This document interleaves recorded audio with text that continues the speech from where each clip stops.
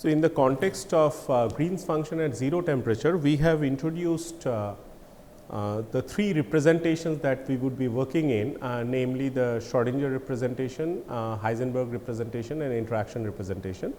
And we said that we would be working in the interaction representation more, and in that context we have computed the time evolution of the wave function psi, and have introduced another operator u which was defined, and it was found that the time evolution of this operator u and the wave function psi are similar, and then finally the solution was written in an integral form.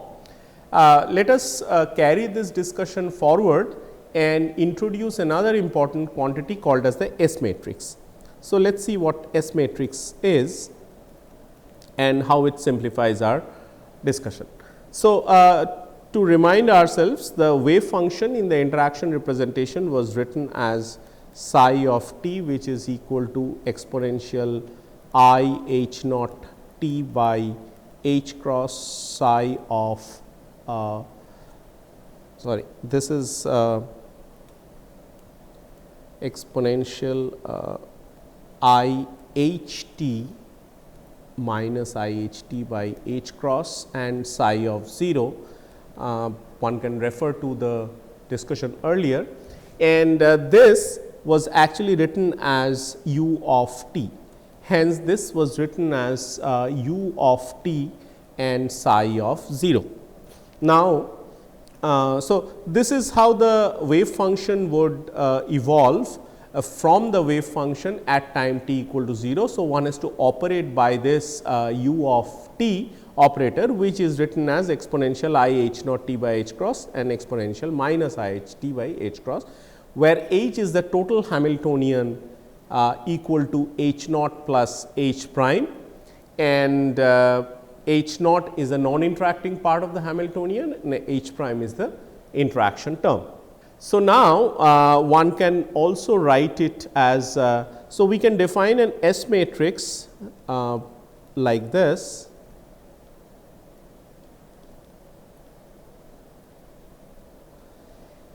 And by this which connects the wave function at t and the wave function at t prime.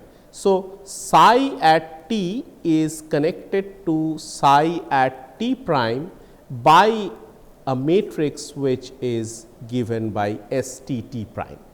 So, S t t prime connects the wave function at t and t prime, and this can still be written as S t t prime u t prime psi of 0.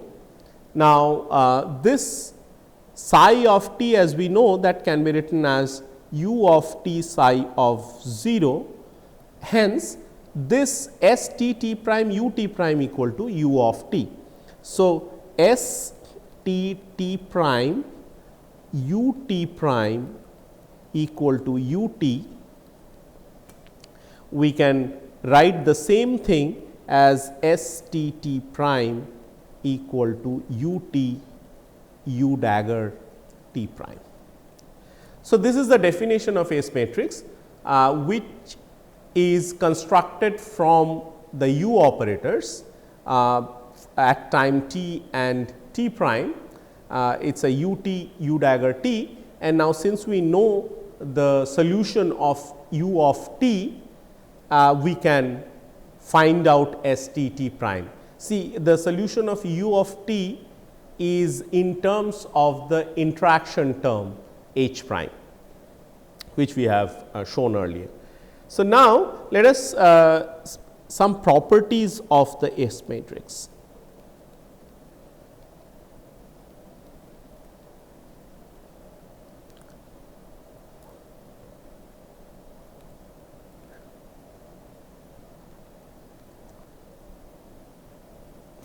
And what are the properties? One of them is S t t, which is equal to 1, because this is equal to u t u dagger t, which is equal to 1. So, this 1 means it is a unit matrix. So, that is that can be easily shown. Let us show this. Because u of t is like exponential I h naught t by h cross exponential minus I h t by h cross, that is my u of t, and u dagger t would be exponential I h t by h cross exponential minus I h naught t by h cross. Remember that when you take a dagger, you have to write the operators. So, this is like taking a transpose, and that has to be taken in the reverse order. So, we have written this as so it is a transpose, and then it is taken as a conjugate, and then it is written backward. So, this is of course equal to 1, because these two will become equal to 1, and then further these two will become equal to 1. So, that is one property. Let us see the second property of this matrix.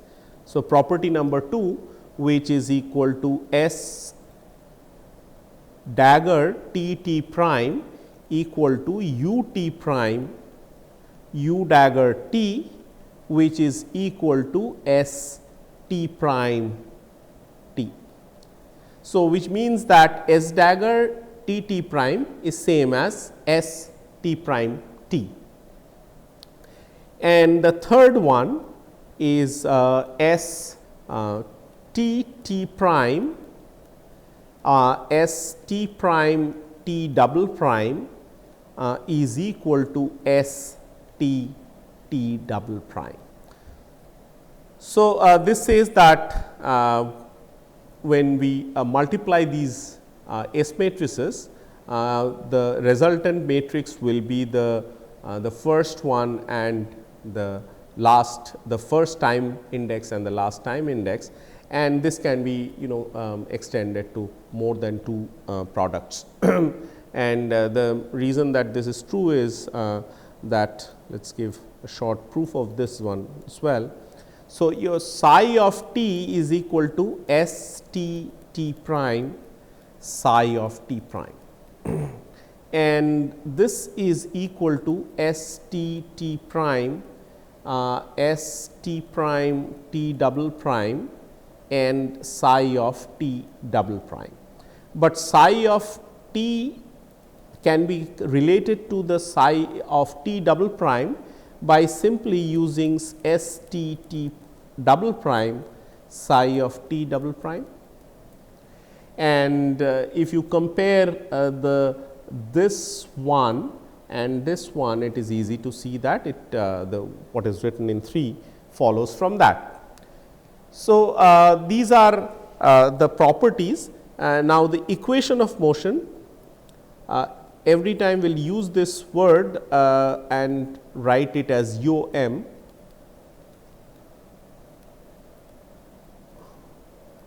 So, the equation of motion of psi is del del t of S T T prime equal to del del t of U T U dagger t prime, which is equal to a minus I h prime t S T T prime.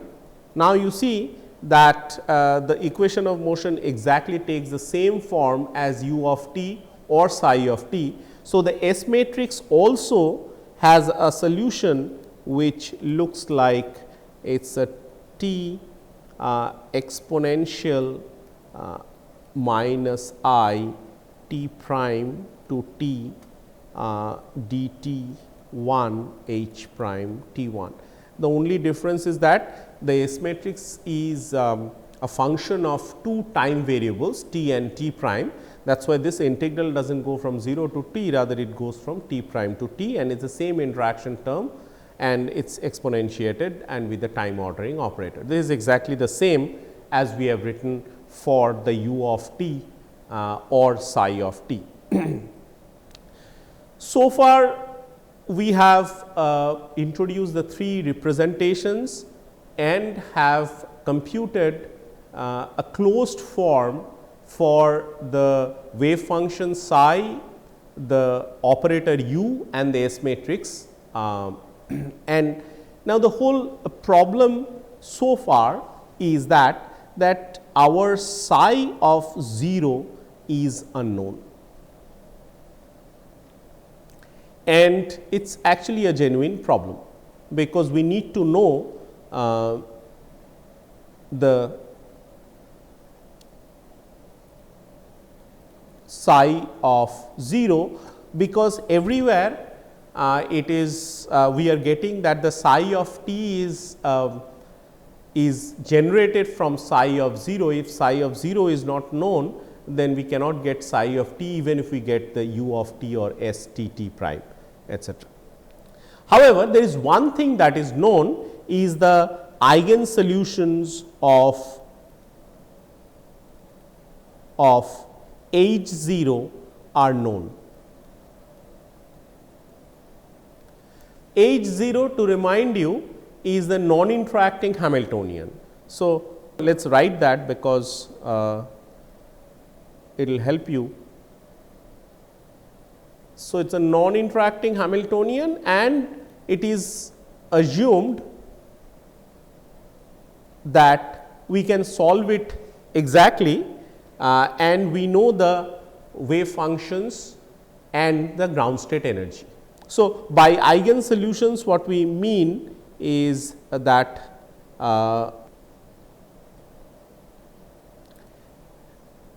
epsilon 0 and phi 0 are known, where epsilon 0 is the energy of the non-interacting system, and phi 0 is the wave function for the non-interacting system.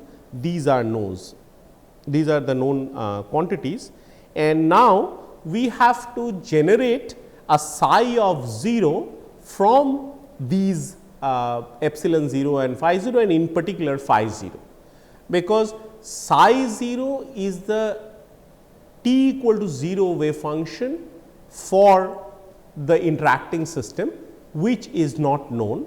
However, the non-interacting ground state or the the energy, the wave function is known.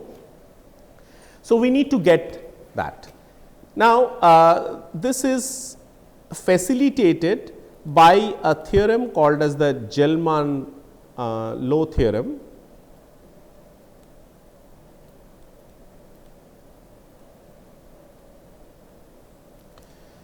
So, the German Law Theorem says that the interacting wave function at psi equal to 0.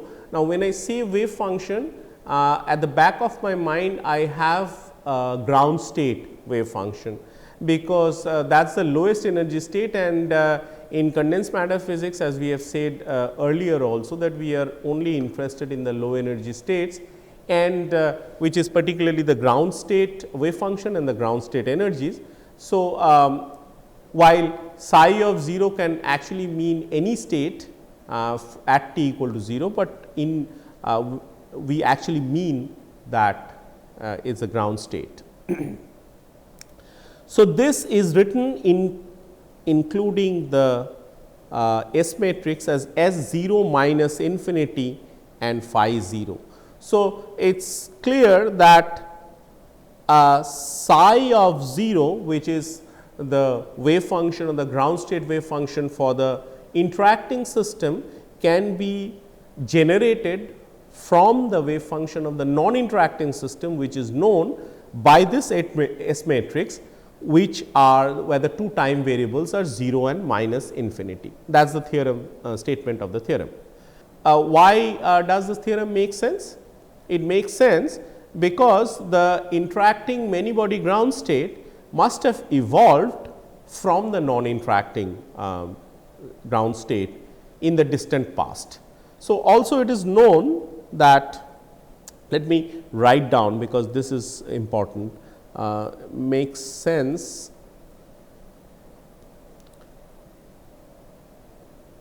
because the interacting many body ground state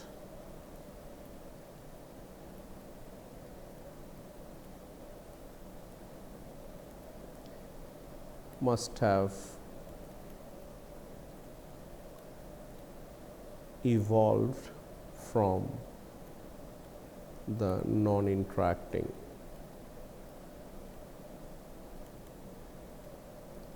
ground state in the distant past, which means at t equal to minus infinity. That is how this S matrix is written as at 0 and minus infinity. Also, it is true that psi of t is equal to S t of 0 psi of 0. If we operate by S 0 t,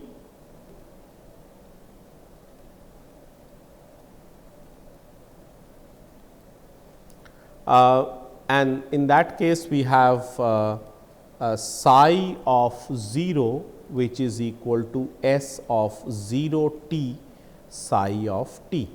So, my interacting many body ground state at t equal to 0 is obtained from from the many body ground state at a finite time t using this S matrix. And why is this done is because for t equal to minus infinity, my psi of 0 it's equal to S 0 minus infinity psi of minus infinity. I just put t equal to minus infinity there, which is nothing but it's equal to S of 0 minus infinity and phi of 0. If you want to write it with a ket.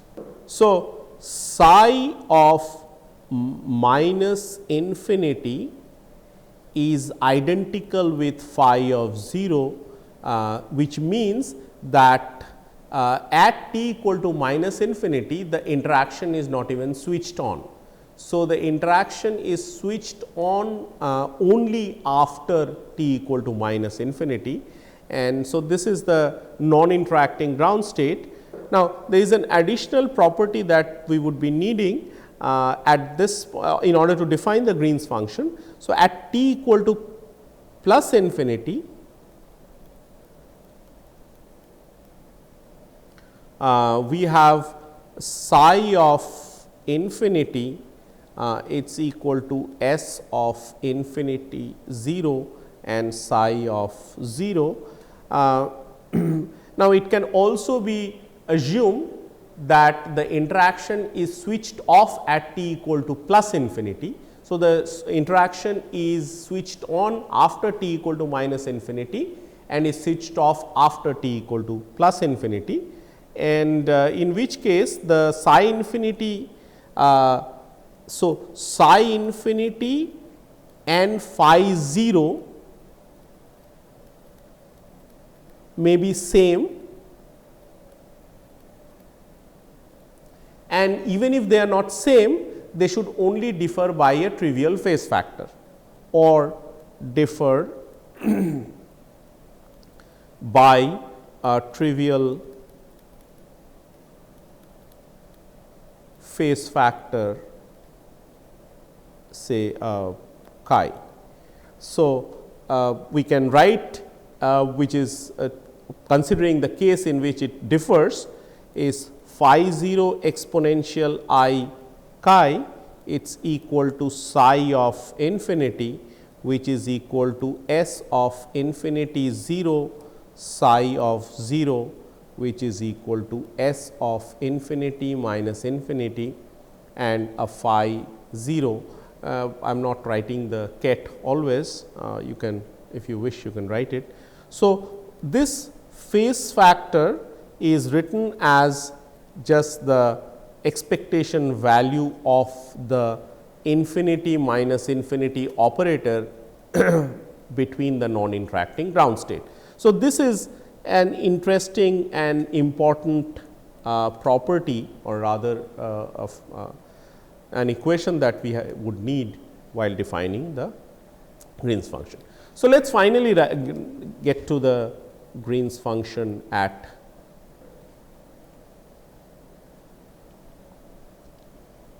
t equal to 0, and we will write it in the Heisenberg representation. So, at t equal to 0 in Heisenberg representation,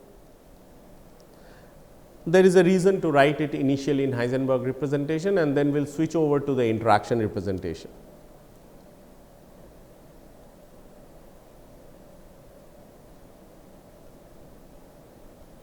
So, the Green's function is defined as g and some parameter lambda, which is a good property of the problem or the system under consideration.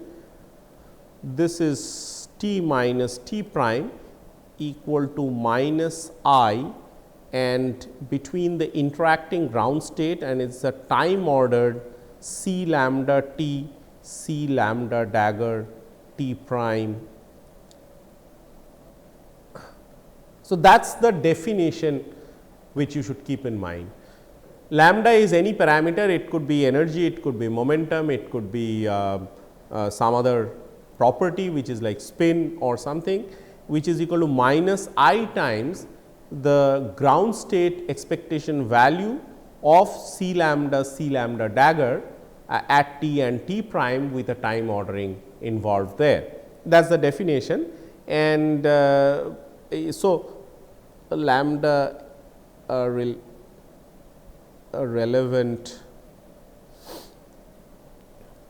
quantum mechanical parameter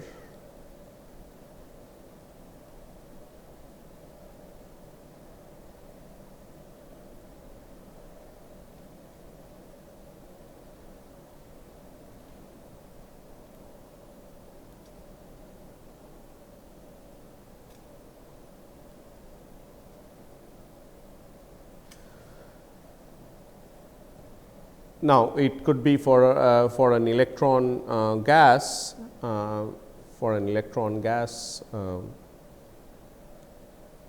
lambda could be a set of two quantum numbers, namely k and spin sigma,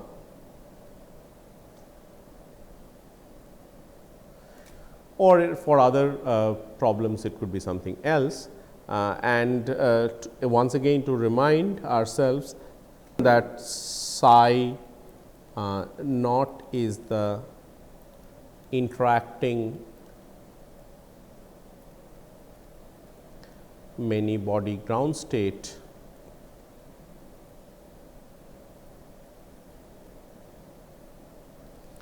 and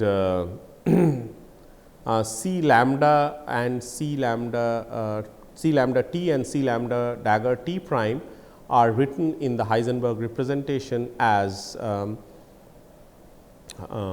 c lambda t equal to exponential I h t, c lambda 0 exponential minus I h t. I am dropping h cross and taking it is equal to 1, and this is in the Heisenberg representation. This we have discussed at length.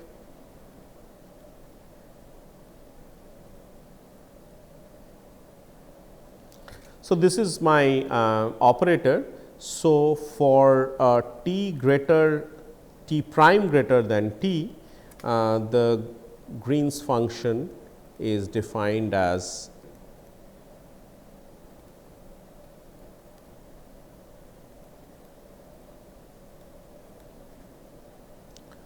g lambda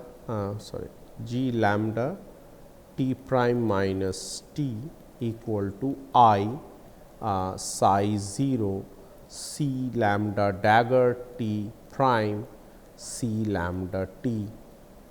Since we have resorted to a particular case where t prime is greater than t, the time ordering says that we have to write down t prime on the left, and in order to do that I gain an additional negative sign because of the anti-commutation relation of the fermion operators, which absorbs this negative sign that is written in equation 1, and also I now do not need the time ordering operator because I have resorted to a particular case. This is just an example that we are wanted to cite.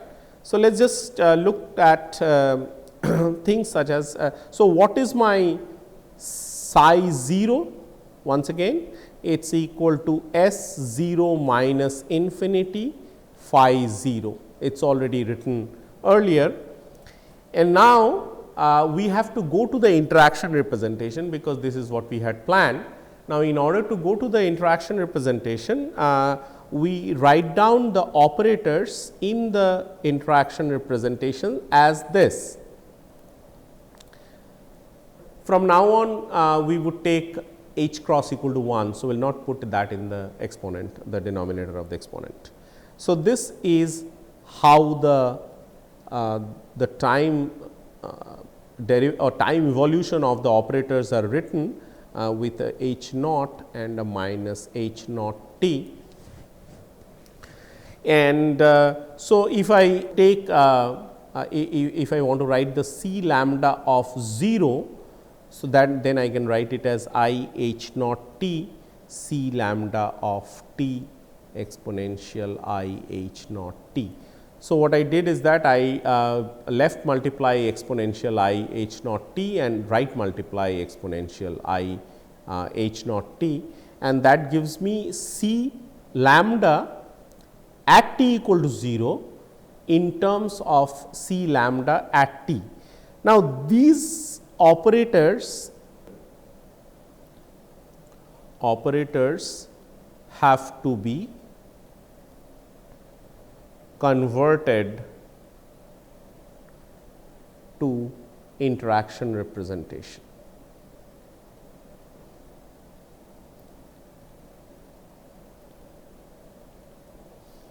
And in order to do that, we can write down a C lambda t, which is exponential I h t exponential minus I h naught t C lambda t exponential I h naught t exponential minus I h t. Remember, the time evolution of the operators in the Heisenberg representation is given by exponential I h t and C lambda 0 exponential minus I h t. And now, my C lambda 0 is same as this, which is from the step earlier. So, I will have to write the interaction representation my C lambdas as this, and this can be written as u dagger t C lambda t u of u of t. And remember that we write it neatly.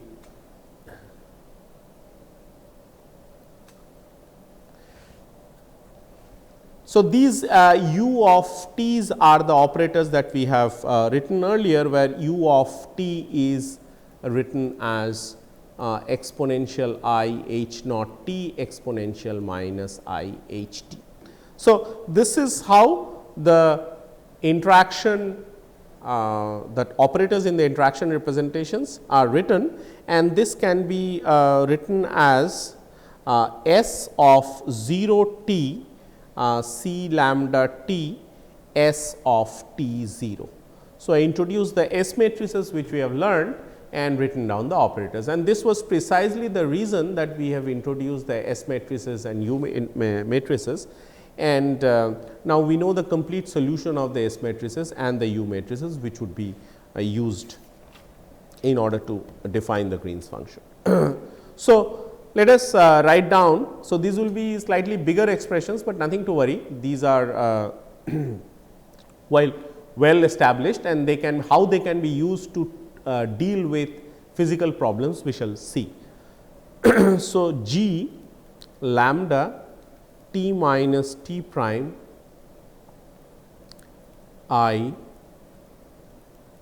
t minus t prime, this is what we have learned, that if t is greater than t prime, the theta function. So, this is the theta function which will take a value equal to 1, and if not, it will take a value equal to 0. Now, I am introducing the non-interacting ground states and writing it as minus infinity 0 S 0 t C lambda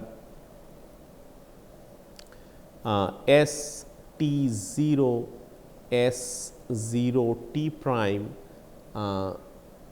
C lambda dagger t prime. Now, the entire thing has to be written for the right part, which is S t prime S t prime 0 S 0 minus infinity and a phi 0. Now, this is not the only term. There is another term which we will have to write for t prime greater than t, which will come with a sign opposite to the first one, and hence we will have to write it as plus I theta t prime minus t. Now, it will be phi 0. Now, everything that we have written on the other side will come here. It will be S of minus infinity 0 S of 0 t prime and C lambda dagger t prime and S prime t 0 and S 0 t and C lambda t. So, everything we have written on the right now will come in the left, but in reverse order, and S of 0 S of t 0 S of t 0 and S of 0 minus infinity and a phi 0. So, the total Green's function, it is big, no doubt, but you do not have to worry, because ultimately we are going to bring it to a very simple form, simple looking form, and the utility to physical systems will be shown. So, these are the two terms which are taken for t greater than t prime and t less than t prime. Now, what we can do is that the extreme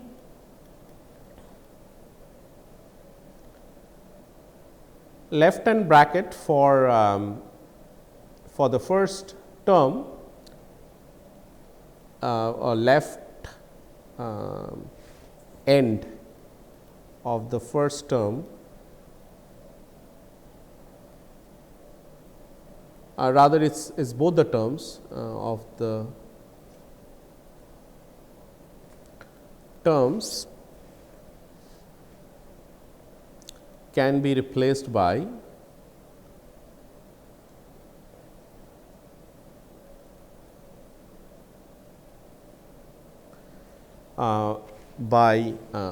phi 0 S minus infinity 0, it is equal to exponential I chi phi S infinity minus infinity by the property of the S matrix that we have written is this, and now exponential I chi, as we have shown that this is equal to this expectation value of S infinity and minus infinity. So, this can be written as phi S infinity 0. Now, these two can be combined as S infinity 0, and then we can write it with the denominator replacing the exponential I chi, which is equal to, sorry, this is exponential minus I chi.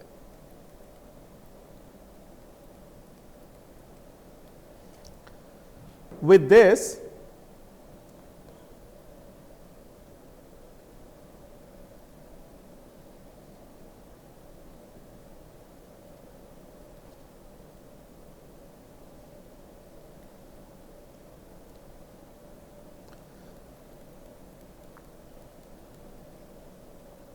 minus I divided by this exponential I chi term S infinity minus infinity phi 0, and there is this theta function with a t minus t prime and a phi 0 S infinity t c lambda t S t t prime c lambda dagger t prime and S t prime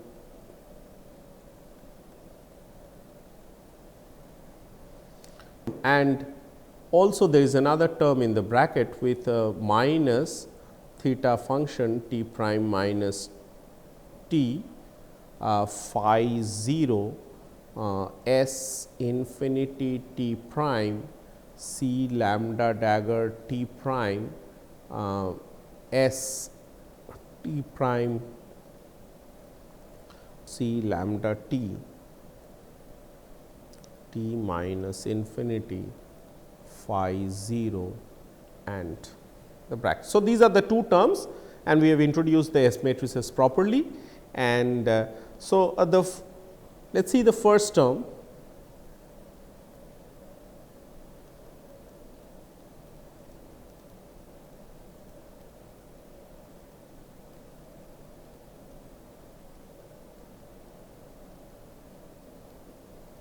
So, this term is theta t minus t prime phi 0 S infinity t c lambda t S t t prime c lambda t prime dagger S t prime minus infinity and a phi of 0. This can be written as theta t minus t prime phi 0 t c lambda t c lambda dagger t prime S infinity minus infinity phi 0. This is an important step. Have a look at this, and this says that see S infinity and minus infinity involves operators in 3 time intervals. So,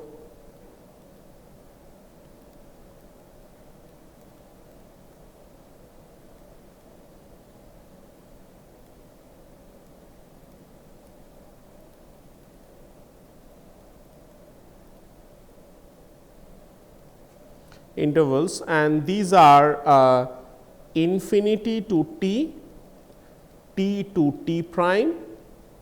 In this case, its t is greater than t prime, and its t prime to minus infinity. So, the time ordering operator automatically will sort these time intervals, because it will put the time that is largest will to the left, will put it to the left. So, the proper sequencing of the times will be done by the time ordering operator, and in which case we can write it for and the second term also can be written it in a similar manner. So, this term also can be written it for the similar manner, and again it will be 3 intervals, but however we have t prime is greater than t. So, there will be t prime, instead of that it will have t prime t, and there will be a t minus infinity. So, if we combine both my Green's function will be written as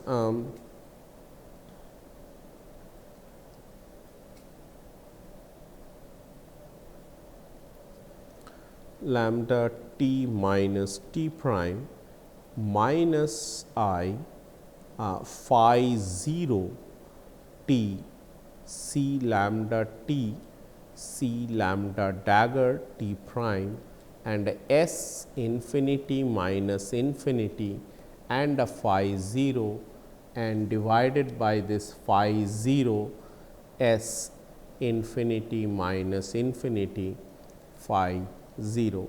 In fact, it is not required to put the S infinity minus infinity, because the the time ordering will take care of the time that are appearing, the time variables that are appearing in the problem, and in which case we can drop the S infinity and minus infinity, and we can also sort of write the wave function without or write the Green's function without the denominator as g lambda t minus t prime, which is equal to minus I phi 0 t c lambda t c lambda.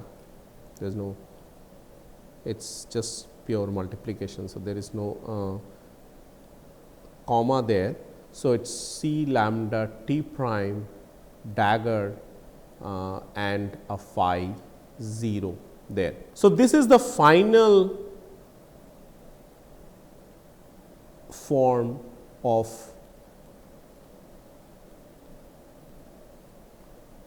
the t equal to 0 Green's function.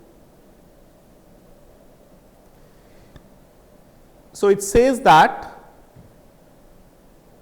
the operators c lambda t and c lambda dagger t prime are taken, the expectation is taken, the time ordered expectation is taken with respect to the non-interacting ground states which are known, and one has to multiply it with a minus I factor, and the physical consequence or the physical situation that it would correspond to is that if we create a particle given by c lambda dagger at a time t prime and later take out the particle from the assembly of this many particle system at t equal to t, the particle or rather the system will have information that what kind of interactions had gone into the inside the system, and the Green's function will provide a information about that. It is more important now to relate physical quantities to this Green's function, which is what we will do.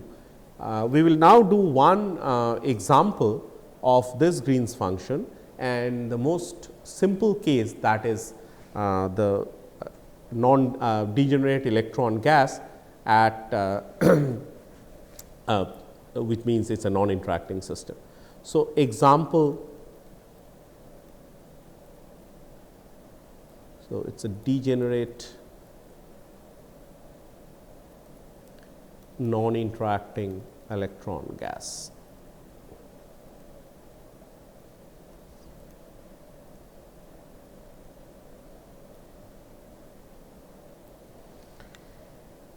And let us take a simple metal at t equal to 0.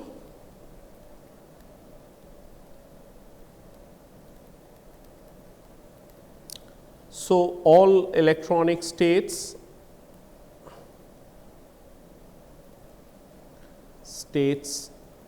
for epsilon k, which is equal to h cross square k square over 2 m, m being the electronic mass, for epsilon k greater than mu are empty, and for epsilon k less than mu are filled.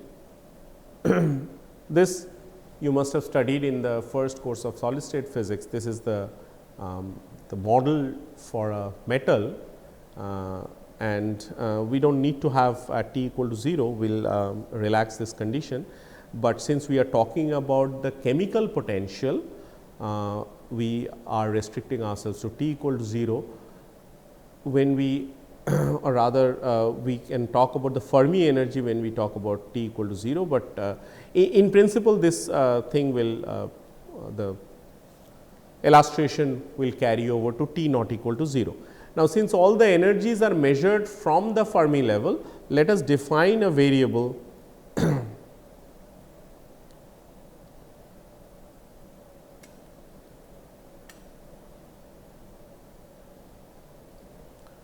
define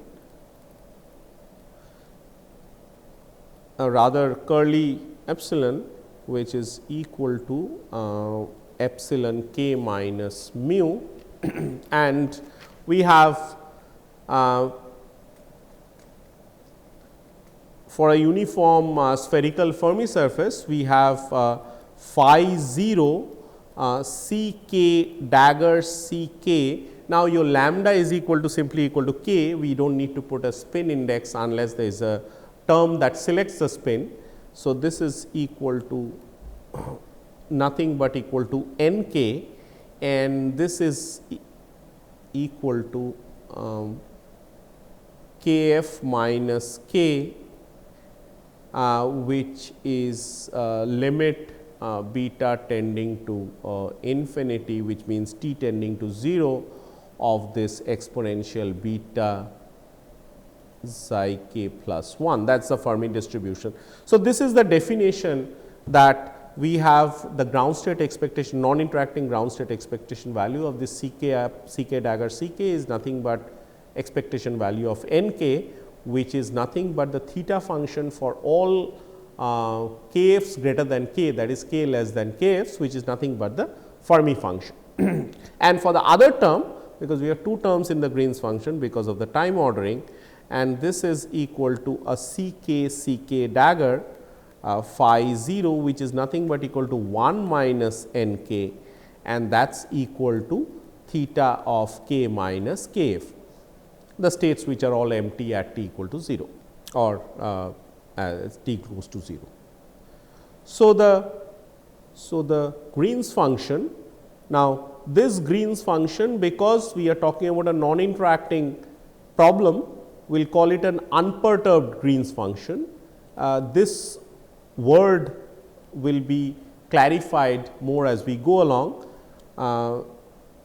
is g lambda t minus t prime, it is equal to minus I theta t minus t prime and a phi 0 c lambda t, this I am writing it in the form that we have introduced,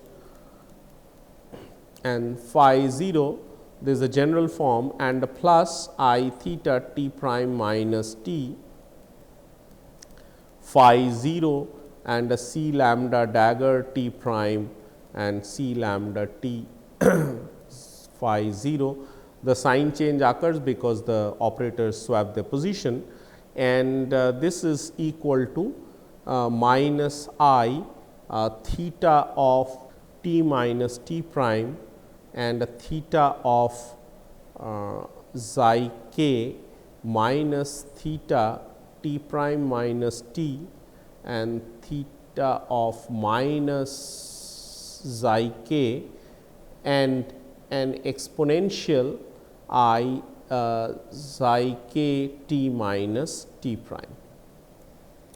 So, the Fourier transform of this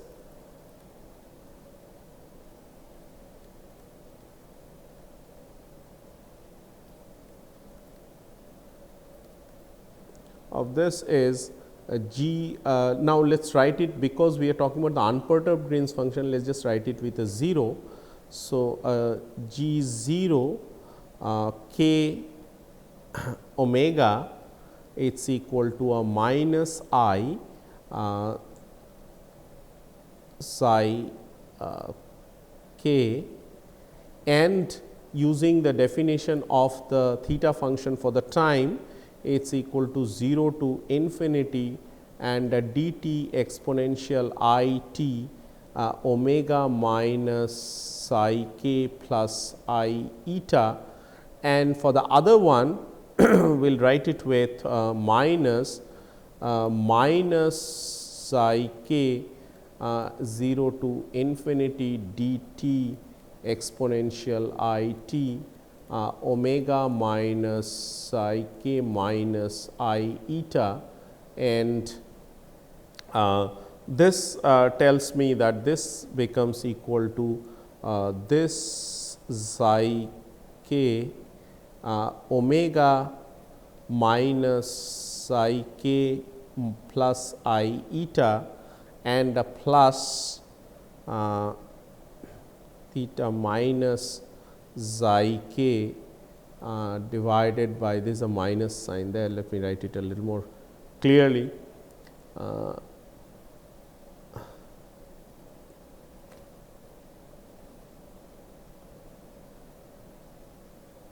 And it is omega minus I k minus I eta. So, this can be written in a compact form as G 0 k omega equal to 1 divided by minus plus I eta k, where eta k equal to some eta s g n of this, where this is equal to eta s g n of epsilon k minus mu, which says that whether epsilon k is greater than mu or epsilon k is less than mu, eta will take a form which is plus or minus, where eta is a positive number. So, we will have I eta or I minus I eta depending on whether we are talking about the particle or the whole. We will clarify this more as we go along, but this term, the first term, that is the term on the left, is called as the electron propagator, and whereas the term on the right would be called as the hole propagator, because this corresponds to filled states and this corresponds to empty states. So, so this is equal to plus eta when epsilon k is greater than mu. So, that is the first term, and it is equal to minus eta when epsilon k is less than mu. That is the second term.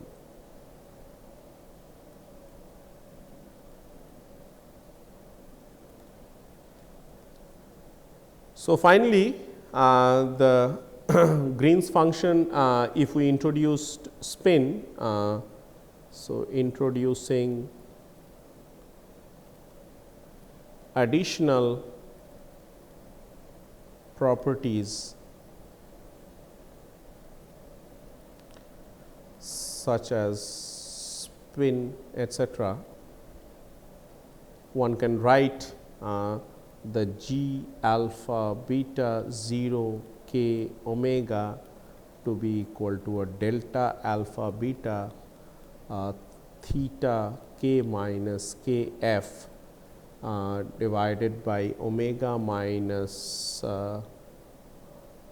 plus I eta and plus theta k f minus k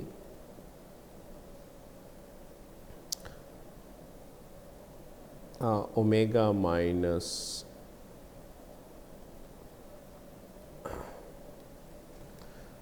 so, in fact, this term corresponds to the electron or the particle term, the second term, sorry for messing that up earlier, and the first term corresponds to the whole term, which are all empty, where k is greater than k f. So, at t equal to 0, none of these states are occupied, and all the states are occupied, which are called as the particle states for k f greater than k. So, this is the Green's function that we compute for a degenerate free electron gas, and so it gives the entire energy spectrum of the poles of the Green's function, gives the energy spectrum for both the particles and the holes, and they just differ by of course, the numerator, and in the poles they will define whether the complex term actually pushes the pole up of the real line or it pushes down of the real line. We will clarify all these things in our subsequent discussion.